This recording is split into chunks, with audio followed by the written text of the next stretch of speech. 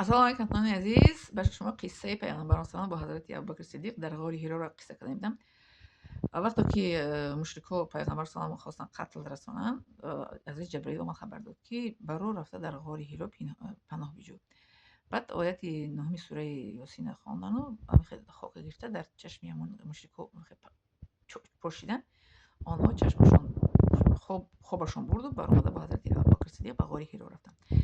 وقتی که به غار حرا در آمدن، در حال کبوتر آمده تخم گذاشت و تورتنک تورتنید و پودابونی با چی میگن رمش گذاشت پایهای آنها رو برد نیست کرد. مشکل آمدن با اسبشون وای کردن. گذاشتن از دهه گذاشتن. در آن دهه یک کمپیر زندگی میکرد. کمپیر معبد نام داشت، مومی معبد. میگن که اون معبد میگه از همین دو کس میگه گذر کردن. میگه که دو نفری میگه لباس سفید پوشیدگی گذر کردن. پس میگه که نپرسید که چی نام دارن. آنها آمدن از کمپیر خواهش کردن که بوستون شیر دارن. گفتن پیغمبر مثلا با دست مبارکشون با پیستانی بوس دستشون رفتن، شیر پیدا شد. شیر رو جوشون نوشیده به کمپیر داد و به حضرت ابوبکر صدیق داد و خودشون نوشیدند و بعد راه دوام دادن. نه که کمپیر از آنها پرسید شما کی هستین و از کجا هستین؟ پیغمبر صلی در جواب گفتن که ما از آب هستیم. گفتن که نحن من الماء، ما از آب هستیم. اصلا منطقه ببینین، انسان رو خداوند از آب آفریده شده است و این نگفت که من پیغمبر هستم، برای که جانش در خطر بود که اگر میگم پیغمبر هستم پیرو هستم در حال میفتن. بعد آنها اومدن همون مشرکا از کمپیر پرسیدن که آیا هم خیلی آدمو گذر کردن. دو نفر اومد با لباس سفید از اینجا گذر کردن و گذشته رفتن. وقتی که اومدن در غار حرا، ما به شما نقل کردم که چی شد در اونجا. مثل در اول قصه کردم که در اونجا تورتنی در حال کبوتر تخم گذاشت و اصلا کبوتر در اونجا تخم میگذاره که در اونجا هیچ کس زندگی نمیکنه. تورتنک هم در اون طور میتونه که هیچ کس در اونجا زندگی نمیکنه. خب با اسب اومدن در بالا از سوار شده بودن. حضرت ابوبکر صدیق و پیغمبر صلی اگر آنها از فرویان ما را میبینند. غارها در چیزی عربستان خیلی است که میدروید، خیلی چی است، مثل خیلی هموار است، خیلی چقوری نیست، راه هموار است، میدروید فقط غار خیلی بالا پوشیده است.